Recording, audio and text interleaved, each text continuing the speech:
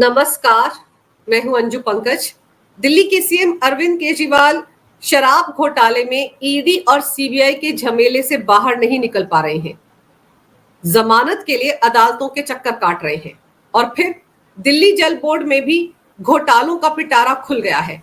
Anti corruption bureau ने एक के बाद एक कई घोटालों का पर्दाफाश किया है अपनी रिपोर्ट में। और अब दिल्ली के एलजी वीके सक्सेना ने दिल्ली में एलएनजेपी अस्पताल में जो एक ब्लॉक बन रहा था उसमें हुए घोटाले का भी जांच पड़ताल का आदेश विजिलेंस विभाग को दे दिया है। दरअसल एलएनजेपी अस्पताल में एक ब्लॉक का निर्माण 4 नवंबर 2020 को शुरू हुआ था और जो इसका मूल टेंडर था वो 465 करोड़ का था, लेकिन बाद में इसको बढ़ाकर 1135 करोड़ कर दिया गया। यानी सीधे सीधे इसकी जो शुरुआती लागत थी उसमें 670 करोड़ का इजाफा कर दिया गया। एलजी की तरफ से सवाल उठाया गया है कि अगर एक टेंडर में या एक ब्लॉक की लागत में इतना ज्यादा इजाफा किया गया तो फिर तो इस पूरे मामले को कैबिनेट की बैठक के सामने रखना चाहिए था, लेकिन ऐसा कुछ नहीं किया गया केजरीवाल सरकार की तरफ से और कुल लागत में 243% का इजाफा कर दिया गया। अब इस मामले की जांच का आदेश विजिलेंस विभाग को दिया है एलजी ने और कहा है कि 2 महीने के अंदर इसकी रिपोर्ट उनके सामने रखी जाए। और इसके अलावा उन्होंने ये भी कहा है कि दिल्ली के जितने भी सरकारी अस्पतालों में निर्माण का कार्य चल रहा है उसकी भी समीक्षा की जाएगी, उसकी भी जांच पड़ताल की जाएगी। ताज्जुब की बात यह है कि शुरुआत में ये कहा गया था कि इस ब्लॉक का काम 30 महीने में पूरा कर लिया जाएगा, लेकिन अभी 3.5 साल गुजर जाने के बाद भी अभी तक इस प्रोजेक्ट का 64% काम ही पूरा हो पाया है। अब जाहिर सी बात है विजिलेंस विभाग जब इस मामले की तहकीकात करेगा तो पता चलेगा कि यहां पर भी कितने करोड़ का घोटाला हुआ है और इस प्रोजेक्ट को डिले क्यों किया गया, किस वजह से ये 30 महीने में पूरा होने वाला काम 3.5 साल में भी अभी तक 64% ही पूरा हुआ है। यानी कि इस मामले में भी दिल्ली सरकार का स्वास्थ्य मंत्रालय फंसने वाला है। अभी दिल्ली के स्वास्थ्य मंत्री सौरभ भारद्वाज हैं, लेकिन जिस वक्त 2020 में इस प्रोजेक्ट को बनाने का काम शुरू किया गया था उस वक्त दिल्ली के स्वास्थ्य मंत्री सत्येंद्र जैन थे। सत्येंद्र जैन तो वैसे भी मनी लॉन्ड्रिंग के मामले में इस वक्त तिहाड़ जेल में बंद है। 7-8 महीने के लिए वो बाहर जरूर आए थे, मेडिकल ग्राउंड्स पर जमानत लेकर बाहर आए थे, लेकिन फिर उनको सरेंडर करना पड़ा था और अभी वो तिहाड़ जेल में बंद है। अब अगर इस ब्लॉक के निर्माण में हुए घोटाले के तार सत्येंद्र जैन से जुड़ते हैं तो फिर इसके तार अरविंद केजरीवाल तक भी पहुंचेंगे, उनका नाम भी इस घोटाले में आएगा।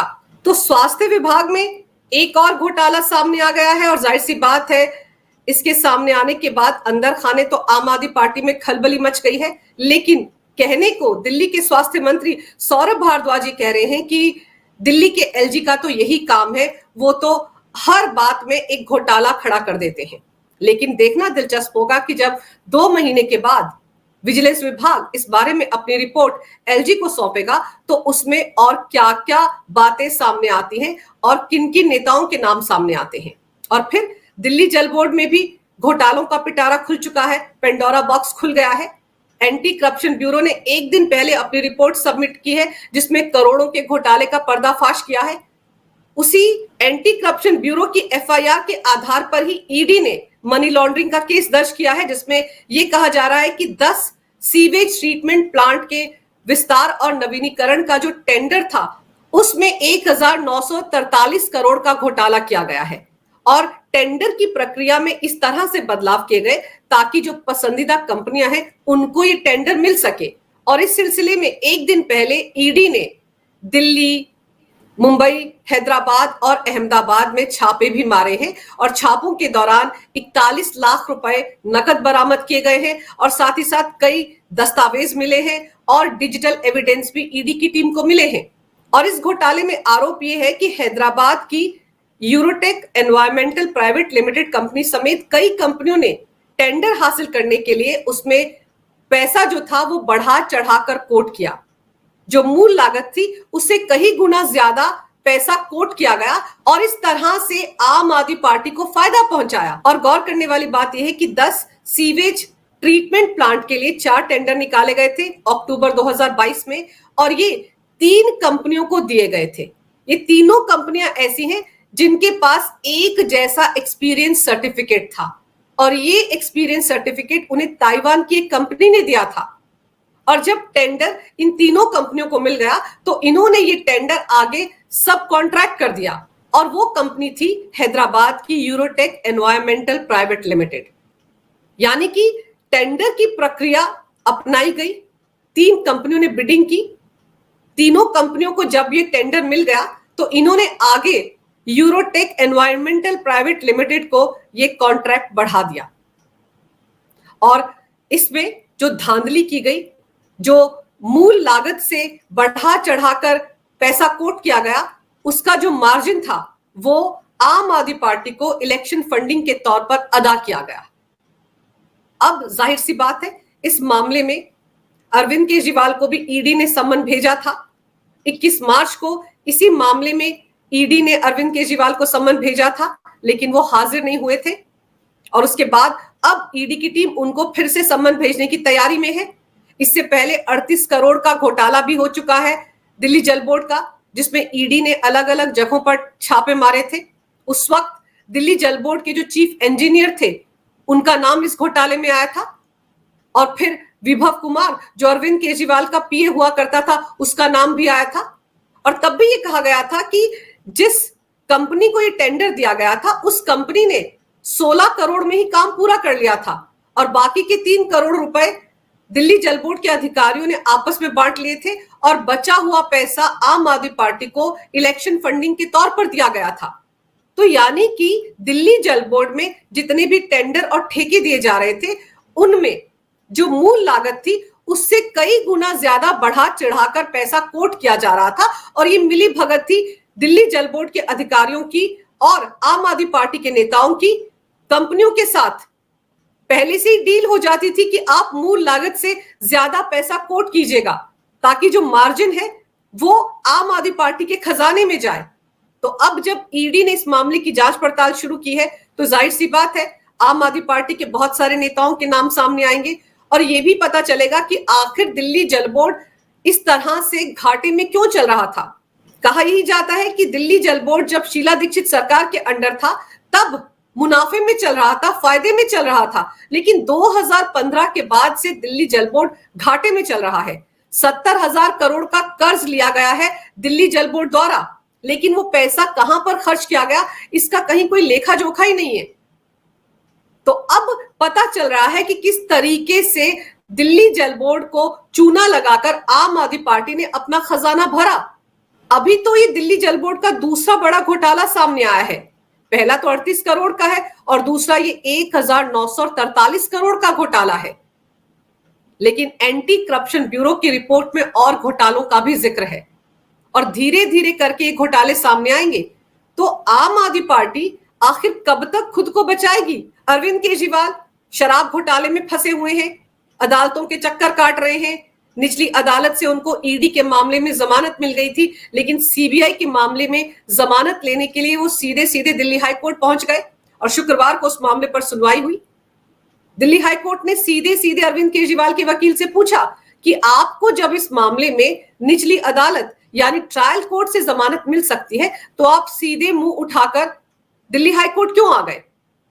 तब अरविंद केजरीवाल के वकील अभिषेक मनु सिंघवी की तरफ से कहा गया कि सुप्रीम कोर्ट और दिल्ली हाई कोर्ट के कई ऐसे फैसले हैं जहां पर सीधे सीधे ऊपरी अदालत में आया जा सकता है और वैसे भी ये सामान्य मामला है जमानत का और इस पर तो तुरंत सुनवाई होनी चाहिए। और सीबीआई के मामले में तो पीएमएलए एक्ट की धारा 45 भी लागू नहीं हो सकती है और उनको पूरा अधिकार है कि वो सीधे दिल्ली हाई कोर्ट में जमानत के लिए अप्लाई करें। अभिषेक मनु सिंघवी तो ये चाहते थे कि इस मामले पर तुरंत सुनवाई करे दिल्ली हाई कोर्ट, लेकिन दिल्ली हाई कोर्ट ने सीबीआई को नोटिस जारी किया और इस मामले पर उनका जवाब मांगा और अब इस मामले की सुनवाई 17 जुलाई को होगी। लेकिन दिल्ली हाई कोर्ट में सीबीआई की टीम की तरफ से ये कहा गया कि जब उन्होंने इस मामले में राउज एवेन्यू कोर्ट में अपनी चार्जशीट दायर कर दी है तो फिर अरविंद केजरीवाल को इसकी जमानत के लिए सबसे पहले राउज एवेन्यू कोर्ट का दरवाजा खटखटाना चाहिए था। लेकिन अरविंद केजरीवाल क्या करें? उनको ईडी के मामले में तो जमानत मिल गई थी, लेकिन दिल्ली हाई कोर्ट ने उस पर स्टे लगा दिया था। अभी उस मामले में भी दिल्ली हाई कोर्ट में सुनवाई होनी है। और सीबीआई के मामले में वो राउज एवेन्यू कोर्ट नहीं गए, सीधे दिल्ली हाई कोर्ट पहुंच गए। तो कुल मिलाकर उनकी दिक्कतें बढ़ रही हैं, क्योंकि अभी तक शराब घोटाले के मामले में सिसोदिया को जमानत नहीं मिल पाई है, के कविता को जमानत नहीं मिल पाई है, तो अरविंद केजरीवाल को जमानत कैसे मिल सकती है? और दिलचस्प बात यह है कि दिल्ली हाई कोर्ट में अरविंद केजरीवाल के वकील की तरफ से कहा गया कि अरविंद केजरीवाल कोई आतंकवादी नहीं है जो उन्हें जमानत नहीं दी जा सकती। तो फिर यही दलील तो सिसोदिया पर भी लागू होती है, के कविता पर भी लागू होती है, विजय नायर पर भी लागू होती है। वो भी कोई आतंकवादी थोड़े हैं, लेकिन उन्हें भी तो शराब घोटाले में अभी तक जमानत नहीं मिल पाई है। तो अरविंद केजरीवाल के वकील इस तरह की दलीलें देकर क्या साबित करना चाहते हैं? आपको याद होगा अरविंद केजरीवाल ने खुद अपने आप को एक बार स्वीट आतंकवादी कहा था, जब उन पर यह आरोप लगा था कि उनके खालिस्तानियों के साथ रिश्ते हैं। तब उन्होंने कहा था कि उन्हें तो स्वीट आतंकवादी कहा जाना चाहिए, क्योंकि उन्होंने तो दिल्ली में शिक्षा के क्षेत्र में बहुत काम करवाया है, स्वास्थ्य के क्षेत्र में भी बहुत काम करवाया है। तो सवाल तो यही है कि सिसोदिया भी आतंकवादी नहीं थे, तो उनके लिए कभी अदालत के दरवाजे इस तरह से क्यों नहीं खटखटाए गए? उनको जमानत दिलाने के लिए आम आदमी पार्टी ने इतनी बार अदालतों के दरवाजे नहीं खटखटाए जितनी बार अरविंद केजरीवाल के लिए पिछले 3 महीने में अदालतों के दरवाजे खटखटाए गए हैं। हर दूसरे दिन अरविंद केजरीवाल के मामले की सुनवाई या राउज एवेन्यू कोर्ट में हो रही है, या दिल्ली हाई कोर्ट में हो रही है, या सुप्रीम कोर्ट में हो रही है। आप सोचिए, अरविंद केजरीवाल दिल्ली के सीएम हैं। हर बार जब उनका मामला सुनवाई के लिए अदालत में आता है तो लाखों रुपए की फीस वसूलते हैं वकील। उनके जो वकील हैं अभिषेक मनु सिंघवी, वो लाखों की फीस लेते हैं। तो वो पैसा कहां से आ रहा है? कौन उस बिल का भुगतान कर रहा है? अरविंद केजरीवाल के वकीलों की फीस दिल्ली की आम जनता की जेब से जा रही है। वो पैसा जो दिल्ली के विकास में खर्च होना चाहिए, उसी पैसे को अरविंद केजरीवाल अपने मामले में, अपने केस में, अदालतों में खर्च कर रहे हैं। और इसीलिए उन्होंने इस्तीफा नहीं दिया है, क्योंकि अगर वो इस्तीफा दे देते तो फिर उनको ये सुविधा नहीं मिलती। और फिर यही अरविंद केजरीवाल कहा करते थे कि उन्हें किसी से डर नहीं लगता है, क्योंकि वो तो शहीद आजम भगत सिंह के वंशज है। तो सवाल तो यही उठता है कि अगर अरविंद केजरीवाल शहीद आजम भगत सिंह के वंशज है, तो जमानत के लिए अदालतों के चक्कर क्यों काट रहे हैं? शहीद आजम भगत सिंह ने तो कभी भी जमानत नहीं मांगी थी, और फिर उन पर तो भ्रष्टाचार के आरोप भी नहीं थे। तो अब अरविंद केजरीवाल क्यों डरे हुए हैं? क्यों वो तिहाड़ जेल से बाहर निकलना चाहते हैं और हर दूसरे दिन वो जमानत के लिए अदालत पहुंच जाते हैं? तो समझने वाली बात यह है कि अरविंद केजरीवाल जानते हैं कि अब दिल्ली जल बोर्ड में भी पेंडोरा बॉक्स खुल गया है, और स्वास्थ्य विभाग में जो धांधलियां हुई हैं उन पर से भी पर्दा उठने लगा है। इसलिए उन्हें जल्द से जल्द बाहर आना चाहिए ताकि वो हालात को संभाल सके, वरना उनकी सीएम की कुर्सी चली जाएगी और उनका शीश महल भी छूट जाएगा। शीश महल को लेकर भी सीबीआई की जांच अंतिम चरण में पहुंच गई है। किसी भी दिन खुलासा हो सकता है, किसी भी दिन सीबीआई इस मामले में अरविंद केजरीवाल को पूछताछ के लिए तलब कर सकती है। तो कहने का मतलब यह है कि अरविंद केजरीवाल चौतरफा घिर गए हैं। उनकी पार्टी के नेता भले ही इन सारे आरोपों से कन्नी काटते फिरे, लेकिन जांच पड़ताल चल रही है। ईडी की जांच पड़ताल भी चल रही है, विजिलेंस विभाग की जांच पड़ताल भी चल रही है, और एंटी करप्शन ब्यूरो की जांच पड़ताल भी चल रही है, और सीबीआई की जांच भी चल रही है। किस किस जांच से अरविंद केजरीवाल खुद को बचाएंगे?